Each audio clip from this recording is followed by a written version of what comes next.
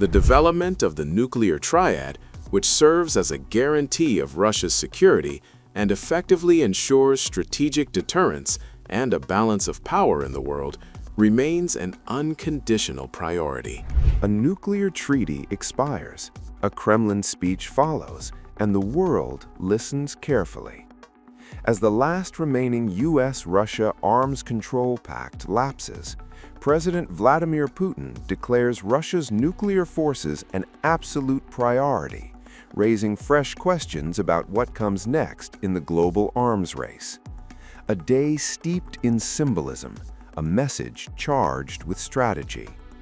On Defender of the Fatherland Day, a national occasion marked by military pride and patriotic pageantry, Russian President Vladimir Putin delivered a speech that echoes far beyond the Kremlin walls. In stark, unwavering terms, he declared that strengthening Russia's nuclear forces is an absolute priority.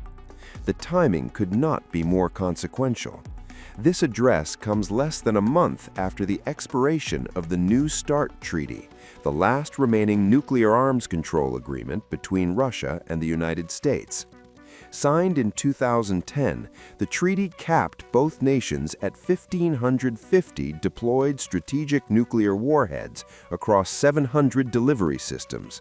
It also mandated regular on-site inspections, a rare transparency measure to reduce mistrust. Now, with the treaty expired, Putin's words send a clear signal. The nuclear landscape is shifting, and the world is watching. The development of the nuclear triad, which serves as a guarantee of Russia's security and effectively ensures strategic deterrence and a balance of power in the world, remains an unconditional priority. We will significantly enhance the capabilities of all other branches and services of the Russian armed forces, increasing their readiness to combat, mobility, and ability to operate in any, even the most challenging conditions. And of course, we will accelerate the development of advanced systems for the armed forces. We will continue our large-scale efforts to strengthen the Army and Navy, taking into account the evolving international situation, drawing on combat experience gained during the special military operation, etnote, Kremlin's term for its offensive on Ukraine, and relying on the power of our industry, science, and industrial and high-tech companies. With the treaty now expired, those legally binding caps and inspection regimes are no longer in place. That marks the end of an era in post-Cold War arms control, an era built on negotiated ceilings and verification measures between the world's two largest nuclear powers. Despite the treaty's expiration, Moscow has signaled that it does not intend to be the first to take steps towards escalation. Russian officials have stated that they do not plan to increase the number of warheads, provided the United States adopts the same restraint. The condition is clear: reciprocity. The collapse of New START followed signals from the administration of U.S. President Donald Trump that future arms control agreements should include China. Washington argued that any new framework must account for Beijing's growing capabilities. China, however, rejected the proposal, calling it neither fair nor reasonable, and maintaining that its nuclear arsenal remains far smaller than those of Russia and the United States. Exactly does it expire? On February 3rd, 4th, or 5th, and for what exact period? It is unlikely that this holds any fundamental significance. We provided our comprehensive assessment yesterday regarding the consequences of this document's expiration and the American side's lack of response to our initiative. February 5th arrives quietly. No signing ceremony, no press conference, no replacement treaty waiting in the wings. And just like that, the New START Treaty is gone. For the first time in more than half a century, there will be no legally binding limits on the nuclear arsenals of the United States and Russia, the two countries that together hold 87% of the world's nuclear weapons. What happens next is not theoretical. It is immediate, measurable, and deeply dangerous.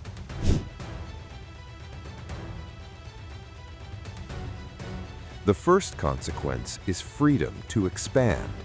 Within months, Both Washington and Moscow could dramatically increase the number of nuclear warheads deployed on their missiles and bombers. Reports say Russia could boost its deployed arsenal by roughly 60%. The United States could raise its numbers by more than 100%, not by building new weapons, but simply by loading more warheads onto systems that already exist. This is not a slow arms race. It's a switch being flipped. The second consequence is blindness. With New START gone, the inspections stop, the data exchanges end, the notifications, once occurring almost daily, fall silent. Each side loses its clearest window into the other's nuclear posture. No inspectors counting warheads, no advance notice of missile movements, no formal channel to resolve disputes. In nuclear strategy, uncertainty is fuel, and fuel feeds fear. That fear quickly becomes planning, worst-case planning. Military doctrines harden. Launch-on-warning postures grow more attractive. Kremlin spokesperson Dmitry Peskov says once the treaty expires, the world will be more dangerous than ever before. You are aware that the Russian side's initiative, which was clearly articulated by President Putin, remains on the table. We still have not received any response from the Americans regarding this initiative.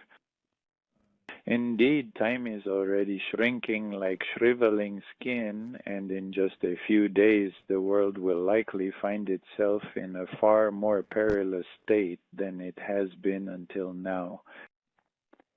In fact, for the very first time, the United States and the Russian Federation, these are the two nations that possess the world's largest nuclear arsenals, will find themselves without a foundational document that would limit and control these arsenals. We understand that this is very bad for global security, for strategic security. For the remaining days, our proposal will stay on the agenda. You know that our Chinese friends are against this. Their nuclear potential is currently not comparable to that of Russia, nor to that of the United States. But at the very same time, it is important for us that when discussing the future system of strategic stability, we cannot abstract ourselves from the nuclear potentials of the United States allies in Europe, namely Great Britain and France. Without this, further discussions will be absolutely impossible. President Putin has also spoken about this on numerous occasions. The third consequence is contagion. Once the United States and Russia abandon restraint, every other nuclear-armed state takes note.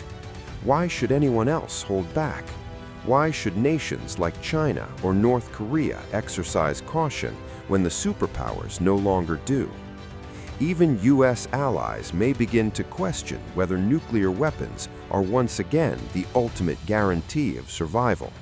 This is how arms races spread. Diplomacy, for now, is frozen.